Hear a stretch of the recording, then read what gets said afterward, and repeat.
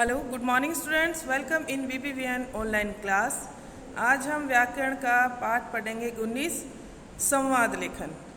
हम करेंगे संवाद लेखन। लास्ट ईयर भी आपने संवाद लेखन किया है। संवाद लेखन का अर्थ होता है जब हम आपस में जो बातचीत करते हैं उस बातचीत को लिख के प्रस्तुत करना कहलाता है संवाद लेखन। इंग्लिश में इसको डायलॉग राइटिंग कहते हैं।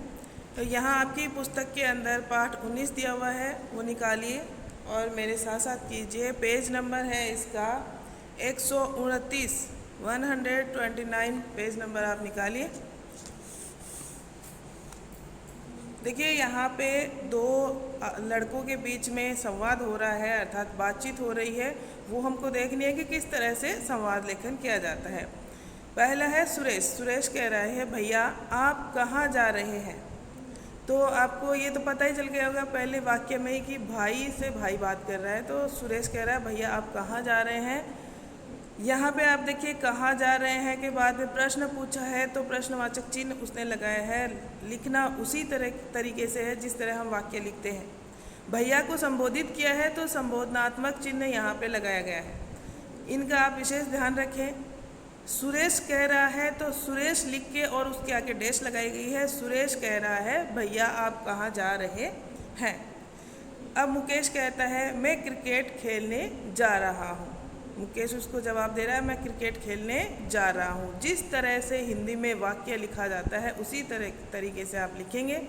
बस उनके आगे उनके नाम बताने हैं जो बात कर रहे हैं, और चिन्हों का प्रयोग सही तरीके से करना है। पहला सुरेश कह रहा है, भैया आप कहाँ जा रहे हैं। मुकेश कहता है, मैं क्रिकेट खेलने जा रहा हूँ। फिर सुरेश कह रहा है, भैया आज तो मुझे आपके साथ खेलना है। मुकेश, सुरेश मैं बाहर 12 बजे तक आ जाऊँगा, फिर आकर हम दोनों खेलेंगे। सुरेश, धन्यवाद। अब इनके बीच में जो बातचीत हुई है इन 5-6 लाइनों में उसने लिखी है, लेकिन आपको सिर्फ 5-6 लाइनें नहीं लिखनी है। 8 से 10 और 15 लाइन के बीच में आपको लिखना है। संवाद बहुत छोटा है, ये सिर्फ आपको उदाहरण के तौर पे दिखाया गया है। आगे देखिए, यहाँ सुरेश और मुकेश आपस में बात कर रहे हैं। यही बात यदि मंच पर प्रस्तुत की जाती या किसी नाटक का हिस्सा होती तो हम उसे संवाद कहते। ठीक है, अगर किसी मंच पे प्रस्तुत करते हैं, आप कई बार नाटक प्रस्तुत करते हैं मंच पे, कई बार आपने अपनी स्कूल में भी देखा होगा, सबके अलग अलग डायलॉग्स होते हैं, सबकी अलग अलग वाक्य होते हैं। स्क्रिप्ट लिख के दी जाती है, वो स्क्रिप्ट पढ़ते हैं और अपनी अपनी स्क्रिप्ट के अनुसार डायलॉग बोले जाते हैं। ठीक है ना, वही है संवाद। संवाद बोला जाता है और उसे फिर यहाँ पे लिख दिया गया है। संवाद लेखन का कार्य हम तब करते हैं जब किसी घटना को हमें नाटक के रूप में परिवर्तित करना हो। संवाद लिखना और उसका प्रयोग करना अत्यधिक महत्वपूर्ण है। बच्चों, यह एक कला है जिसे जितना अधिक प्रभावशाली हम बनाएंगे उतना ही हमें और श्रोताओं को, श्रोता कौन, सुनने वाले, श्रोताओं को बोलने और सुनने में आनंद आएगा। जितना हम प्रभावशाली ढंग से इसको लिखेंगे, बोलेंगे, उतना ही श्रोताओं को आनंद आएगा, सुनने वालों को। संवाद लिखते हुए कुछ बातों का ध्यान रखना आवश्यक है। वो बातें देख लीजिए, कौन कौन सी बातें हैं जिनका ध्यान रखना आवश्यक है संवाद करते वक्त या लिखते वक्त। लिखते वक्त जो ध्यान रखनी है वो बातें देख लीजिए आप। संवाद छोटे छोटे और मनोरंजक होने चाहिए। बहुत बड़े बड़े आपको वाक्य नहीं बनाने हैं, इसमें छोटे छोटे वाक्य बनाने हैं। सहज और सरल भाषा का प्रयोग।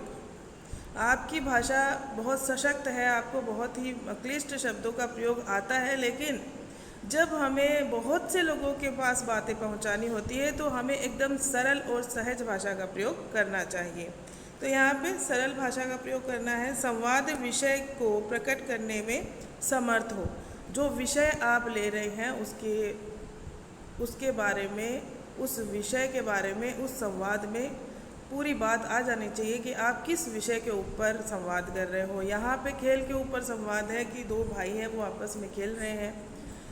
आप मान लीजिए किसी धार्मिक नाटक का संवाद लिखना चाहते हैं तो उसमें आ जाना चाहिए कि राम का चरित्र आप दिखाना चाहते हैं या रावण का चरित्र दिखाना चाहते हैं, या फिर आप कोई ज्वलंत आपका कोई मुद्दा है समाज का कि दहेज प्रथा के विरुद्ध कुछ लिखना चाहते हैं, बहुत सी समाज के अंदर कुरीतियाँ हैं उनके बारे में लिखना चाहते हैं, तो वो जो विषय है वो उस संवाद में आ जाना चाहिए।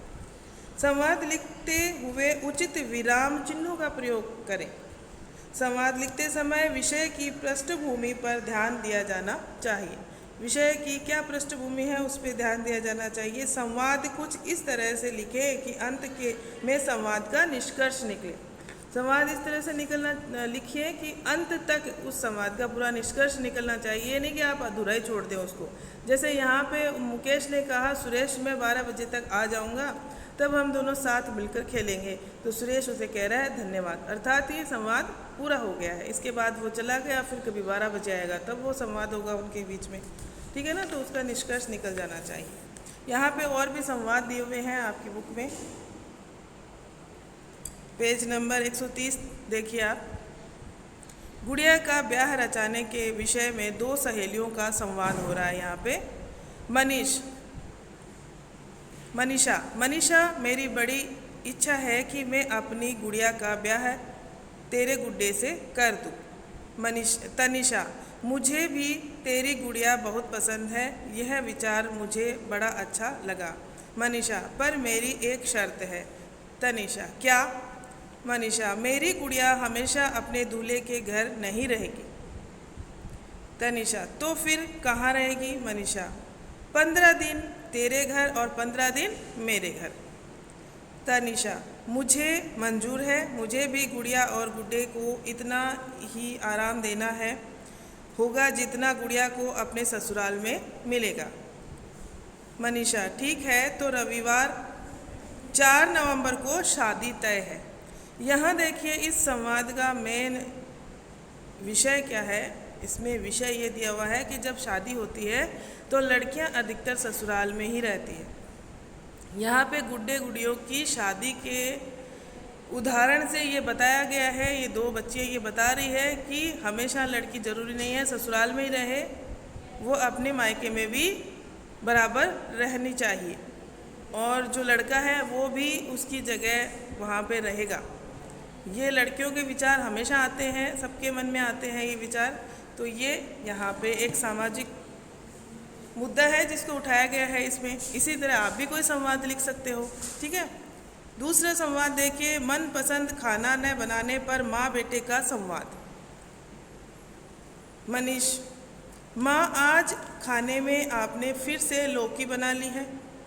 अधिकतर बच्चों को प्रॉब्लम होती है ना लौकी खाने से, आपको भी प्रॉब्लम है। लौकी का नाम सुनते ही मूड ऑफ पूरा का पूरा।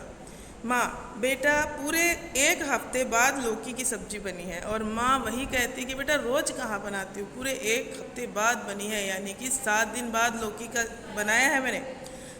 मनीष, इसका मतलब महीने में 4 बार यह सब्जी खानी होगी। माँ, इसमें क्या बुराई है, यह हरी सब्जी है, इसमें पौष्टिक तत्व है जो बढ़ते बच्चों के लिए अच्छे हैं। मनीष, पर मुझे यह बिल्कुल अच्छी नहीं लगती, मेरे लिए पिज़्ज़ा ऑर्डर कर दो। अब देखिए, माँ हमेशा बच्चों की सेहत के बारे में सोच के खाना बनाती है, जबकि बच्चे स्वाद के बारे में सोचते हैं, सेहत के बारे में नहीं सोचते हैं। बेटा, ठीक है, अभी तुम मेरी मनपसंद सब्जी खा लो, शाम को मैं तुम्हारी मनपसंद सब्जी पिज़्ज़ा मंगा दूंगी, ठीक है, तुम्हारा मनपसंद क्या मंगा दूंगी? पिज़्ज़ा मंगा दूंगी। मनीष, सच माँ? हाँ, क्यों नहीं। अब माँ फिर बहला फुसला के बच्चों को खाना खिलाती है।